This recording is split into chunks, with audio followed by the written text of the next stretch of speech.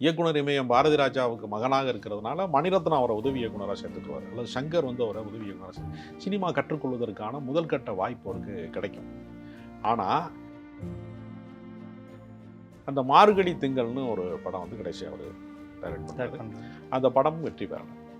அவருக்கு இருக்கிற பெரிய பிரச்சனை என்னன்னா, பாரதி ராஜாவின் மகன். ஆனால் நமக்கு இருக்க சிக்கல் என்னன்னா, ஒருத்தர் வந்து திரையில் அடையாளம் பெற்றுட்டார்னா அவர் என்ன ஆனாருன்னு அவர் துரத்திக்கிட்டே இருக்கிறாங்க. நீங்கள் எல்லா முறையுமே வந்து அவங்க எதிர்பார்க்கக்கூடிய ஒன்று நடந்துடாது. இப்போ மோட்டிவேஷனுங்கிற பேரில் நீ ஜெயிச்சே தீரணும், செய் அல்லது செத்து மடி, டூ ஆர் டைலாம் சொல்லி கொடுக்குறாங்க இல்லை, அது ஆக்சுவலாக ரொம்ப அயோக்கியத்தனமானது. ஏன்னா எல்லாருமே நம்பர் ஒன்னா இந்த உலகத்தில் வாழவே முடியாது. கடவுள் வழிபாடே எங்கேருந்து வருதுன்னா, நம்ம சொல்கிறத கேட்கறதுக்கு பதில் சொல்லாததுலேருந்து தான் வருது. பிரார்த்தனை செய்கிறோம், ரிப்ளை வராதனால தான் நம்ம கடவுள்கிட்ட பேச முடியுது. அவருக்கு அது ஒரு சிரமமாக இருந்திருக்கு. அவர் வந்து ரொம்ப மிகுந்த மன உளைச்சலுக்கு ஆளாகி, அப்பா உயிரோடு இருக்கும்போதே மகனுடைய அந்த ஒரு இறப்பை வந்து கண்டிப்பாக யாராலும் தாங்கிக்க முடியாது. இதை எப்படி பாரதி ராஜா இப்போ வாழ வேண்டிய வயதில் அவர் வாழாமல் போயிட்டார், வெற்றி பெறாமல் போயிட்டாருங்கிறத விட இப்போ இல்லாமல் போயிட்டாருங்கிற இடம் வந்து இன்னும் ரொம்ப பெரிய துயரமான. இந்த துயரத்திலிருந்து நீந்தி கடக்கிறது இருக்குல்ல. சார் வணக்கம். வணக்கம். தமிழ் சினிமாவில் பல நடிகர்கள் நம்ம பார்த்துருப்போம். ஒவ்வொரு காலகட்டத்திலையும் ஒவ்வொரு நடிகர்களும் முன்னேறி வந்துட்டுருப்பாங்க. அதே மாதிரி சில இயக்குனருடைய அந்த வாரிசில் வரக்கூடிய சில நடிகர்களும் வந்துட்டு தான் இருக்காங்க, நம்ம பார்த்துருக்கோம். அந்த வகையில் இயக்குனர் இமயம் பாரதி ராஜாவுடைய மகன் மனோஜ் பாரதி ராஜா ரொம்ப வருஷமாக அவரும் போராடிட்டு இருந்தார், ஒரு முன்னணி நடிகராக வரணும் அப்படின்ட்டு. பட் நேரமோ சூழலோ அதுக்கு சரியாக ஒத்துழைக்கிறார். இப்போ அவருடைய மரணம் எல்லாருக்குமே மிகப்பெரிய பேரதிர்ச்சியை ஏற்படுத்தியிருக்கு. ஸோ நீங்களும் பார்த்துருப்பீங்க, பத்திரிகையாளராக இருந்தப்பையும் அவருடைய வளர்ச்சியை பார்த்துருப்பீங்க. இந்த ஒரு மரணம் நமக்கு சொல்கிற விஷயம் என்ன? சினிமா துறையிலே வந்து அது வெற்றி பெற்றவர்கள் மட்டுமே இருப்பதற்கான ஒரு துறையாக இருக்கிறது. அது வந்து ஓடுற குதிரையில் பந்தயம் கட்டுற ஒரு துறையாக இருக்கிறது. ஏறத்தாழ எல்லா துறைகளுமே வெற்றியாளர்களை மட்டுமே கொண்டாடக்கூடிய ஒரு துறை தான்னாலும், சினிமா வந்து உங்களுக்கு வந்து எப்படிப்பட்டது அப்படின்னா, அது ஒரு மியூசிக் சேர் மாதிரி, கொஞ்ச நேரம் தான் இங்கே உட்கார முடியுங்கிற ஒரு சூழலாக இங்கே இருக்கிறது. ஒரு பிரபலமான இயக்குனருக்கு மகனாக இருக்கிற காரணத்தினால முதல் கட்டமாக சில கதவுகள் வந்து உடனே திறக்கும் வாரிசு சார்ந்தவர்களுக்கு. இப்போ எஸ்சிஎஸ்சியினுடைய மகனாக இருக்கிற காரணத்தினால விஜய் வந்து நடிகர் ஆனாரா அப்படின்னு கேட்டால், முதல் கட்டமாக அந்த வாய்ப்பு அவருக்கு வந்து மற்றவர்களுக்கு கிடைக்காத வாய்ப்பு வந்து ஒரு விஜய் சேதுபதி ரோடாக அலைஞ்சு ஒவ்வொரு அலுவலகமாக தெரிஞ்சு அப்புறம் கதவு தட்டி திறப்பதற்கு பதிலாக எடுத்தோடனே கதவு திறந்துருச்சு. ஆனால் திறமையை ப்ரூவ் பண்ணாமல் உங்களை வந்து நீங்கள் எவ்வளோ திறமைசாலியாக இருந்தாலும் மக்களுக்கு பிடிக்கக்கூடிய ஒருத்தராக நீங்கள் மாறுகிற பட்சத்தில் தான் ஒரு ஆர்ட் வந்து ஜெயிக்கும் எப்போவுமே. இது வந்து ஒரு வெகுஜன கலை. இயக்குனர் இமயம் பாரதி ராஜாவுக்கு மகனாக இருக்கிறதுனால மணிரத்னம் அவரை உதவி இயக்குனராக சேர்த்துக்குவார், அல்லது சங்கர் வந்து அவரை உதவி இயக்குனராக சேர்த்து சினிமா கற்றுக்கொள்வதற்கான முதல் கட்ட வாய்ப்பு அவருக்கு கிடைக்கும். ஆனால் அவர் தன்னை நிரூபிப்பதற்கு ஏறத்தாழ வந்து என்னென்னா, அந்த தாஜ்மஹால் என்கிற படத்தில் அவர் வந்து திரைப்பட நடிகராக வந்து அவருடைய பாரதி ராஜா அவர்களை அறிமுகப்படுத்துகிற போது அவருக்கு பொருத்தமற்ற ஒரு கதையை அவர் தேர்வு செஞ்சிட்டார். ஒவ்வொரு முகத்திற்கும் இந்த கதை பொருந்தும். இப்போ ராஜ்கிரண் வந்து ஏறத்தாழ ஒரு 40 வயது கடந்த பின்பு, ஒரு 40-45 வயது கிட்ட இருக்கும்போது அவர் நடிகராகவே ஆகிறார். அதுக்கு முன்னாடி அவர் டிஸ்ட்ரிபியூட்டரா, தயாரிப்பாளரா, சினிமாவில் வந்து ஃபிலிம் ரெப்ரசன்டேட்டிவாக வாழ்க்கையை தொடங்கி அவர் தயாரிப்பாளராகி கடைசியில் அவருக்கும் கதாநாயகனாக இருந்த அவருடைய படங்களில் நடித்து கொண்டிருந்த ராமராஜனுக்கும் ஏற்பட்ட ஒரு சின்ன ஒரு முரண்பாடு, ஒரு வருத்தம், ரெண்டு பேருக்குள்ள இருக்கக்கூடிய ஒரு தகராறு. படப்பிடிப்புக்கு அவர் வரல, இவருக்கு அவருக்கு ஒரு சின்ன சண்டை. அதில் ஏற்பட்ட முரண்பாட்டில் ஒரு படம் நின்று போகுது. அப்போ வீம்புக்கு தான் நடிக்கிறார், ஒரு சவாலாக தான் நடிக்கிறார். நடிக்கும் போது அவர் என்ன செஞ்சிட்டாருன்னா, அவருடைய உருவத்துக்கு எது பொருந்துமோ அதற்கான கதைகளில் அவர் நடித்தார். அப்போ ராசாவின் மனசில் வந்து சூப்பர் டூப்பர் ஹிட்டாக மாறுது. அது மாதிரி தொடர்ந்து ஒரு நடிக்கிறார். அவரே கோட்டு சூட்லாம் போட்டு ரோஜா கூட காதல் டூயட்லாம் ஆடியிருக்காரு. அதெல்லாம் ஒர்க் அவுட் ஆகலை. இப்போ நீங்கள் சசிகுமாருக்கே நீங்கள் பார்த்தீங்கன்னா, ஒரு கிராம பின்னணி உள்ள கதைகளில் அவர் வெற்றி பெறாரு. அவரை வேற ஒரு மாடனாக காட்டணும் போது அது வெற்றி பெறலை. துணைக்கு அவர் கான்வென்ட்ல படிச்சு வரது, நிஜ வாழ்க்கையில் அவர் வேற லைஃப் ஸ்டைல் தான் இருக்காரு. சினிமாவில் மக்கள் அந்த மாதிரி பார்க்கறது, எந்த இமேஜுக்குள்ள யாரை பார்க்க விரும்புகிறார்கள்னு ஒன்று இருக்குல்ல. இப்போ சலங்கை ஒளி மாதிரி ஒரு படத்தை வந்து ஒரு பரதநாட்டியம் சம்மந்தப்பட்ட ஒரு கலையை வந்து ரஜினிகாந்த் வச்சு எடுக்க முடியாதுல்ல. பெரிய நடிகர் தான் ரஜினி, அவருக்கு நடனம் வராதுல்ல. அப்போ யாருக்கு எது வரும் அப்படிங்கிறதுல ஒரு தேர்வு வந்து சில நேரம் வந்து பெரிய இயக்குனராக இருந்தாலும் கூட பாரதி ராஜாவுக்கு தன்னுடைய மகன்கிற சென்டிமெண்ட்டில் கொஞ்சம் மிகைப்படுத்தி படத்தை அவர் எடுத்துட்டாரோ அப்படிங்கிற மாதிரி அது ஒரு தோல்வியாக மாறிச்சு. தோல்வி அடைஞ்சதுக்கு பின்பு வந்து அவங்க பேட்டர்னை மாற்றாமல், அதுக்கு பின்னாடி நல்ல கதை படங்கள்லையும் ஈர நீளம்லாம் நல்ல கதை சார்ந்த படம், வேறு சில படங்கள்லாம் நடித்தாலும் அந்த பெரிய சறுக்கல் ஆயிடுச்சு. ஒரு பெரிய எதிர்பார்ப்பு அதிகமாக இருக்கக்கூடிய சில படங்களுக்குள்ள அது ஒரு பெரிய சறுக்கலை தந்துருச்சு. வரிசையாக அவருடைய படங்கள் எல்லாமே வந்து வெற்றி படங்களாக அமையாமல் போயிடுச்சு. ஆனால் அவர் ஆக்சுவலாக டைரக்ஷனுக்கு தான் தயாராகிருக்காரு. ரொம்ப தாமதமாக, ஆமாம், பல நடிப்பு துறை சார்ந்து அவருக்கு வந்து மக்கள் அவரை ரசிக்காமல் போனதுக்கு பின்பு ஒரு கட்டத்துக்கு மேலே ஒரு வில்லன் நடிகராக, கேரக்டர் ஆர்டிஸ்டாக, அந்த அன்னக்கொடி மாதிரி படங்கள்லாம் அவர் அப்பா இயக்கிய படங்கள்லேயுமே கூட அவர் நடித்தார். அப்புறம் சிம்பு படங்களில், மாநாடு, இது மாதிரி படங்கள்லையும் அதுலாம் நடிச்சிருந்தார். இப்படி நடித்தாலும் அவருக்கு வந்து என்னென்னா ஒரு ஒரு ஹீரோவாக ஒர்க் அவுட் ஆகாது மட்டுமல்ல, கேரக்டராகவும் அவருக்கு பெருசாக வந்து பேசும்படியான ஒன்றும் நிகழலை. அப்போ மறுபடியும் அவர் என்ன நினச்சாரு, தொடங்கின புள்ளி வந்து நம்ம தப்பாயிட்டு, நம்ம வந்து இதை தேர்வு செஞ்சுருக்கக்கூடாது, நடிகன்கிற ஒரு பாதையை தேர்வு செஞ்சுருக்கக்கூடாதுங்கிறதுக்காக டைரக்ஷனுக்குள்ளே போகிறார். அந்த மார்கழி திங்கள்னு ஒரு படம் வந்து கடைசியாக அவர் டைரக்ட் பண்ணார். அந்த படமும் வெற்றி பெறலை. அவருக்கு இருக்கிற பெரிய பிரச்சனை என்னென்னா, பாரதி ராஜாவின் மகன் அப்படிங்கிற ஒரு இமேஜ் இருக்குல்ல, அந்த இமேஜ் வந்து அவரை துரத்திக்கிட்டே இருக்கு. அவர் மாதிரி நம்ம இப்போ நீங்கள் ஊரில் இருந்து பல பேர் சினிமாவுக்கு வர்றவங்க வந்து பாரதி ராஜா மாதிரி டைரக்டர் ஆகணும் அப்படின்னு பல பேர் மஞ்சப்பை தூக்கிட்டு வந்தாங்கலாம் சொல்லுவாங்க இல்லையா, பல பேர் கிளம்பி வந்தாங்கன்னு சொல்லுவாங்க இல்லையா. அதே மாதிரி என்னென்னா, ஒரு ரோல் மாடலாக வந்து ஒரு மிகப்பெரிய வெற்றி பெற்ற இயக்குனருடைய மகனாக இருக்கிறவருக்கு அதுவே ஒரு சவால். அந்த இமேஜை தாண்டி போகணுங்கிற ஒரு விஷயம் இருக்கும், அல்லது அந்த இமேஜுக்கு பக்கத்துலையாவது வரணுங்கிற ஒரு சவால் இருக்கும். இப்போ நீங்கள் சத்யராஜ் மகன் வந்து சினிமாவில் பெரிய அளவில் வந்து ஒரு வெற்றி பெற முடியலை. அது மாதிரி பாக்கியராஜ் மகன் சாந்தன், பாண்டியராஜன் மகன், அது அவங்களுக்குலாம் யாருக்குமே அடையாளமே இல்லை. ரொம்ப மிக நீண்ட நெடுங்காலமாக விஜயகுமார் மகன் வந்து அருண் விஜய்ங்கிறவர் வந்து வடங்கான் வரைக்கும் ஒரு 30 ஆண்டு காலம் தொடர்ந்து அவர் நடிச்சுக்கிட்டே இருக்கார். பெரிய மாபெரும் வெற்றி படங்களுக்குள்ளே வந்து அவர் பெருசாக வர முடியல. இப்போ என்னென்னா, வாரிசு சார்ந்தவர்கள் எல்லாரையுமே மக்கள் ஏற்கிறதில்ல. மக்கள் ஏற்றுக்கொண்டால் மட்டும்தான். ஏன்னா சினிமா வந்து கட்டாயப்படுத்தி படம் பார்க்க வைக்க முடியாது. தமிழ்நாட்டுக்கு முதலமைச்சராக இருக்கிறாரு கலைஞர் அப்படிங்கிறக்காகலாம் யாரும் படம் பார்க்க மாட்டாங்க. அவர் வசனம் நல்லா இருந்துச்சு பார்த்தாங்க.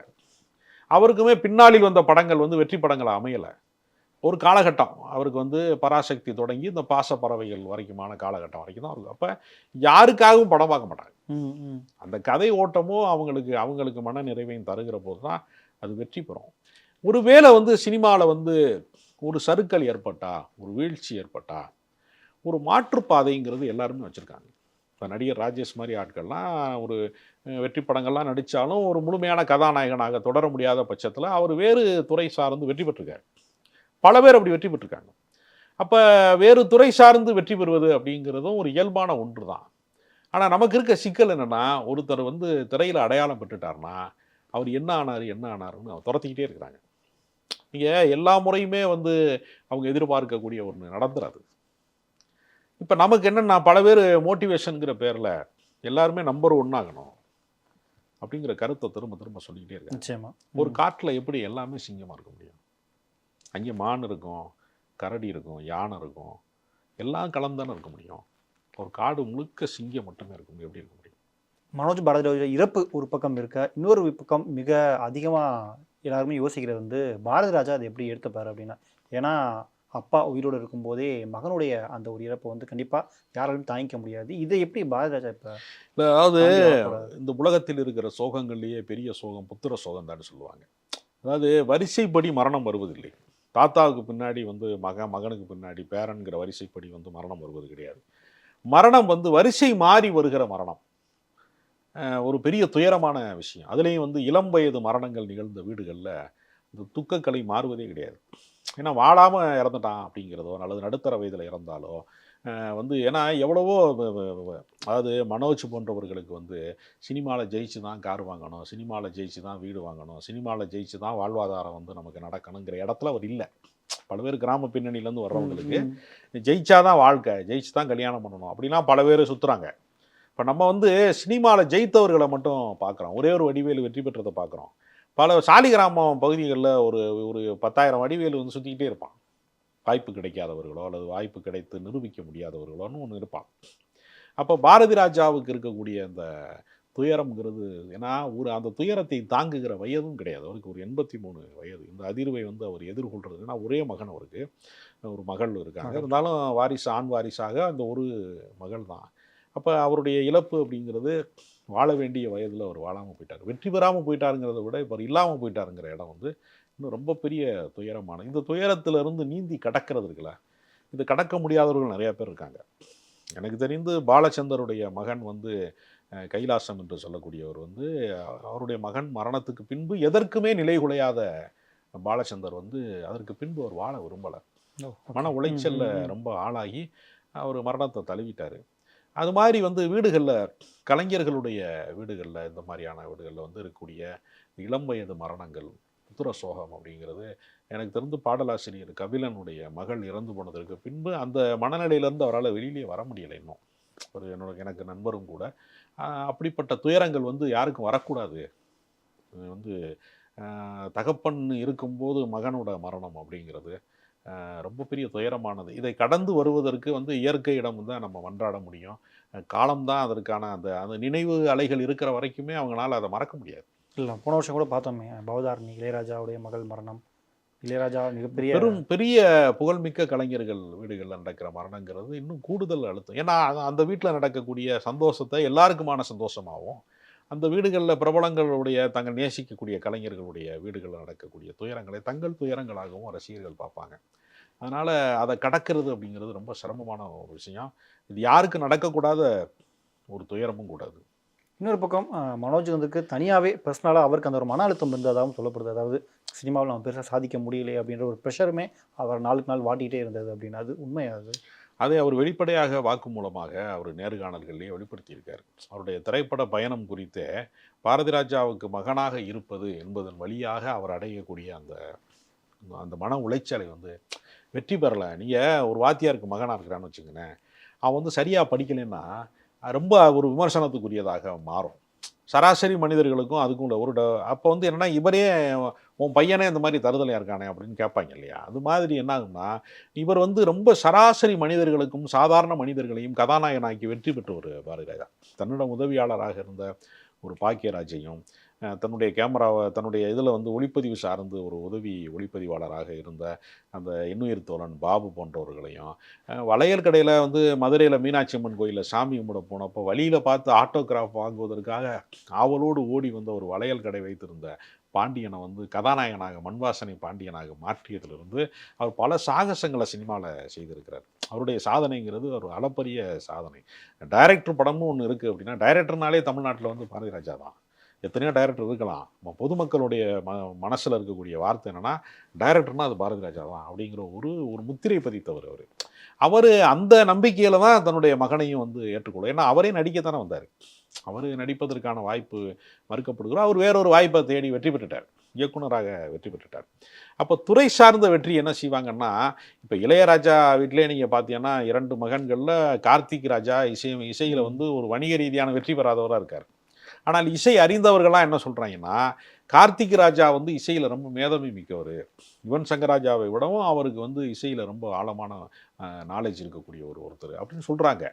ஆனால் வந்து நடைமுறையில் வந்து வணிக வெற்றி தானே தீர்மானிக்குது. யுவன் சங்கர் ராஜாவுடைய வெற்றியோட போட்டி போட முடியாத ஒரு இடத்துல தான் கார்த்திக் ராஜா இருக்கார். யாரையும் யாரோடையும் ஒப்பிடுவது அப்படிங்கிறது அது ஒரு ஒரு மிகப்பெரிய ஒரு உளவியல் வன்முறை. அது சைக்காலஜிக்கலாக ஒருத்தரை வந்து நிலைகுலைய செய்யக்கூடிய ஒரு விஷயம். அப்போ அதை வந்து இந்த நம்ம வெற்றி பெறுவதை பற்றியே பேசுகிறோம் எப்போவுமே. ஒருவேளை வெற்றி கிடைக்காமல் போனால் அந்த வாழ்க்கையை எதிர்கொள்வதற்கான ஒரு பயிற்சி இருக்குல்ல, மனப்பயிற்சி இருக்குல்ல, அந்த சமநிலை தவறுகிற ஒரு இடம் இருக்குல்ல, அதை வந்து சரி கட்டுறதுக்கு என்ன வழி? இப்போ மோட்டிவேஷனுங்கிற பேரில் நீ ஜெயிச்சே தீரணும், செய் அல்லது செத்து மடி, டூ ஆர் டைலாம் சொல்லி கொடுக்குறாங்கல்ல, அது ஆக்சுவலாக ரொம்ப அயோக்கியத்தனமானது. ஏன்னா எல்லாருமே நம்பர் ஒன்னாக இந்த உலகத்தில் வாழவே முடியாது. இப்போ தமிழ்நாட்டுக்கு ஒருத்தர் தான் முதலமைச்சராக முடியும். எல்லாருக்கும் அந்த விருப்பம் இருக்கலாம். அரசியல் கட்சி நடத்துகிற எல்லாருக்கும் ஒரு மாவட்டத்துக்கு ஒருத்தர் தான் கலெக்டராக இருக்க முடியும். இது ஒரு யதார்த்த நிலை. அது இதை வந்து நம்ம குழப்பிக்கிறோம் எல்லா முறையுமே. ஸ்கூலில் இருக்கக்கூடிய 40 ஸ்டூடெண்ட்ஸில் 40 பேர் எப்படி ஃபஸ்ட் ரேங்க் எடுக்க முடியும்? ஒரு வரிசை கிரமம்னு ஒன்று இருக்கும். எல்லாருக்குமான வாய்ப்பு என்பது வேறு, எல்லாருக்குமான இடம் அப்படிங்கிறது. ஏன்னா குயில்கள் மட்டுமே கூவுகிற காடுகள்னு ஒன்று உலகத்தில் கிடையாது. எல்லா பறவைகளும் சத்தம் போடுகிற ஒரு இயற்கையில் தானே இருக்க முடியும் நம்ம. அப்போ இது வந்து ஒரு நிர்பந்தம், இப்படி ஒரு மன நிர்பந்தம். ஜெயிச்சே ஆறணும். இப்போ ஜெயிக்கலைன்னா என்ன? இப்போ ஒரு சராசரி இப்போ நான் என்ன கேட்குறேன், ரஜினிகாந்த் போய் இன்றைக்கி சாயங்காலம் போய் மெரினா பீச்சில் போய் நின்று காத்து வாங்க முடியுமா? ஏஆர் ரஹ்மான் போய் ஒரு சாதாரண கடையில் நின்று ஷாப்பிங் பண்ண முடியுமா? ஒரு க்ரௌடு வரும்ல. அப்போ அவங்க இந்த தனி மனித சுதந்திரத்தை இழந்து தானே அந்த புகழ் பெறுறாங்க. எல்லாரும் ஏஆர் ரஹ்மானை எதுக்கு மாறணும், எல்லாரும் எதுக்கு வந்து இளையராஜா ஆகணும், எல்லாரும் எதுக்கு பாரதி ராஜா ஆகணும்னு ஒரு இப்போ இயற்கையினுடைய வரிசைப்படி நமக்கு ஒரு இயற்கை ஒரு இடத்தை தருகிறது, ஒரு காலம் நமக்கு ஒரு இடத்தை தருகிறதுனா அதில் கொஞ்சம் மனநிறைவு அடைவதற்கான ஒரு வாய்ப்பு நமக்கு வேண்டும். அவரவருக்கு வைத்த சோறு அளந்து வைத்த சோறுன்னு கண்ணதாசன் கவிதையில் சொல்லுவார். இப்போ நீ யானையை போல பூனையும் திண்டா ஜீரணம் ஆகாதம் பாருங்க. இது இயற்கையோட நியதி. பாம்பு வந்து தவளையை விழுங்குதுங்கிறதுக்காக தவளையும் நான் பாம்பை விழுங்குவேன்னா இது இப்படி இயற்கையில் அதுக்கு நியதி இல்லையா? ஒருத்தர் வெற்றி பெற்றுட்டாரு, ஒருத்தர் புகழ் உச்சிக்கு போயிட்டாரு, ஒருத்தர் கோடீஸ்வரன் ஆகிட்டாரு. அத்தனை பேர் அந்த இடத்த வந்து அடையணும்னு விரும்பலாம், முயற்சி செய்யலாம், போராடலாம், அதெல்லாம் தப்பு கிடையாது. அப்படி ஒருவேளை அது கிடைக்காமல் போனால் அந்த வாழ்க்கை எப்படி வாழ்வது அப்படிங்கிறதுக்கான ஒரு பயிற்சி நமக்கு வேணும். இது வந்து ஒரு குழந்தை மனநிலை. இது நீ வந்து டாக்டர் ஆகணும் அப்படின்னு சொல்லி வளர்க்குறாங்க. அது நீட் தேர்வில் தோல்வி அடைஞ்சோன்னா ஒரு அனிதா மாதிரி ஒரு பெண் வந்து தற்கொலையை தேடுறாங்கல்ல. இவ்வளவு சக்ஸஸான ஒரு கேரக்டரு எதுக்காக சூசைடை தேர்ந்தெடுக்கணும்? வேறு பாதைகளில் வெற்றி பெற முடியுமா இல்லையா? அது வாழ்க்கைங்கிறது ஒரு வழி பாதை கிடையாது. சினிமா மட்டும்தான் வாழ்க்கை என்ன? அப்படி கிடையாது. சினிமாவை தாண்டி எவ்வளோ பேர் சாதிச்சிருக்கிறாங்க. இந்த மனநிலையை வந்து கற்பிக்காமல் விட்டதனுடைய விளைவு இது போன்ற விபரீதங்களை நோக்கி அவங்களுக்கு மன அழுத்தமும் அவருக்கு இருந்த மது பழக்கமும் சேர்ந்து அவரை கொன்று விட்டதுன்னு சொல்லலாம். Okay okay. கிட்டத்தட்ட மது பழக்கம் அவருக்கு இருக்கா? ஆமாம். அது எப்போவுமே கலைஞர்களுக்கு இருக்க பிரச்சனை என்னென்னா, தங்களுடைய போதாமை தனிமையெல்லாம் இருக்கு இல்லையா? இப்போ வெற்றி பெற முடியாது. இப்போ நீங்கள் உங்களுடைய பிரச்சனைகளை எத்தனை முறை நண்பர்கள் காது கொடுத்து கேட்பாங்க? கேட்க மாட்டாங்க. கடவுள் வழிபாடே எங்கேருந்து வருதுன்னா, நம்ம சொல்கிறத கேட்கறதுக்கு பதில் சொல்லாததுலேருந்து தான் வருது. பிரார்த்தனை செய்கிறோம், ரிப்ளை வராதனால தான் நம்ம கடவுள்கிட்ட பேச முடியுது. அவருக்கு அது ஒரு சிரமமாக இருந்திருக்கு. அவர் வந்து ரொம்ப மிகுந்த மன உளைச்சலுக்கு ஆளாகி அதுதான் அவருக்கான இந்த பாதைக்குள்ளே கொண்டு போயிருக்கு அவரை. மரணத்தினுடைய வாசலை திறந்து வைத்ததே வந்து அவருடைய இந்த ஒரு காரணம் முக்கியமான காரணம். Okay okay. இன்னொரு பக்கம் நம்ம சினிமாவில் இருக்கக்கூடிய பிரபலங்கள் எல்லாருக்குமே கிசுகிசுகள் அந்த மாதிரி செய்திகள் அடிப்பட்டு தான் இருக்கும். பட் எந்த ஒரு கிசுகிசுலையும் சிக்காதவர் நினைக்கிறேன். அவர் காதலித்த பெண்ணை அவர் கல்யாணம் அவரோட நடித்த அந்த கதாநாயகியை வந்து கல்யாணம் பண்ணிக்கிட்டாரு. 2 பெண் குழந்தைகள் இருக்கிறாங்க. அந்த மனைவிக்காக அந்த குழந்தைகளுக்காக அவர் வாழ்ந்துருக்கணும். அதை தாண்டி அவருக்கு வந்து இந்த மன உளைச்சல் வந்து அவரை வந்து பெரிய அளவில் பாதிச்சிருக்கு அப்படிங்கிறது அவருடைய வெளிப்படையான வாக்குமூலமாகவே அது இருக்குது. இல்லை பட் இது பக்காவாக ஹார்ட் அட்டாக் தானே? ஏன்னா 2 வாரத்துக்கு முன்னாடி கூட ஓப்பன் ஹார்ட் சர்ஜரி பண்ணாங்க அவருக்கு. ஹார்ட் அட்டாக் தான். நீங்கள் வந்து மன அழுத்தம் அதிகமாகிற போது நீங்கள் மருந்தை தாண்டி வந்து உங்களுக்கு வந்து மன உளைச்சல் அதிகமாக இருக்கிற போது நீங்கள் வந்து இப்போ நீங்கள் ப்ரெஷர் மாத்திரை போடுறீங்க, உங்களுக்கு வந்து உயர் ரத்த அழுத்தம் இருக்குது, பிபி இருக்குது, நீங்கள் ப்ரெஷர் மாத்திரை போறீங்கன்னா நீங்கள் டென்ஷனையும் சேர்த்து கைவிடணும். வெறும் மாத்திரை உங்களை காப்பாற்றாது. அது ஒரு முக்கியமான ஒரு விஷயம். நமக்கு கிடைத்திருக்கிற வாழ்க்கையை வந்து அதற்குள்ளே மகிழ்ந்திருப்பதற்கான ஒரு மனப்பக்குவம்னு ஒன்று இருக்குது. அது தவறும் போது நீங்கள் எந்த மருத்துவ உபகரணமும் வசதியும் வந்து உங்களை வந்து வாழ விடாது. அதனால் இது அவருடைய அந்த மன அழுத்தம் வந்து மிக முக்கியமான காரணம் இல்லை. ஓகே. இப்போ ரீசெண்டாக நம்ம சினிமா துறையில் மட்டும் இல்லாமல் பொதுவெளியிலே நிறைய இடங்களுக்கு இந்த இளம் வயதில் இருக்கணும் கூட இந்த ஹார்ட் அட்டாக் வரதை நம்ம பார்க்க முடியுது. இது ஒர்க் ப்ரெஷரா இல்லை என்ன மாதிரி காரணங்கள்? இல்லை, அதாவது நமக்கு இருக்கிற சிக்கல் என்னென்னா, ஒரு காலகட்டத்தில் வந்து என்னென்னா ஒருத்தருடைய வாழ்க்கை இன்னொருத்தர் வந்து கற்பனை பண்ணுறதே கிடையாது.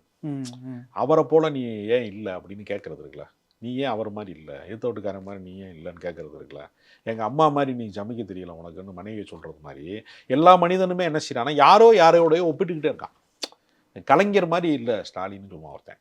ஏன் அவர் மாதிரி இருக்கணும்? அவர் கவிதை எழுதினார், அவர் இலக்கியம் பேசினார், இவருக்கு நிர்வாகம் தெரியுது, என்ன தெரியுமோ அதானே நம்ம பார்க்கணும்.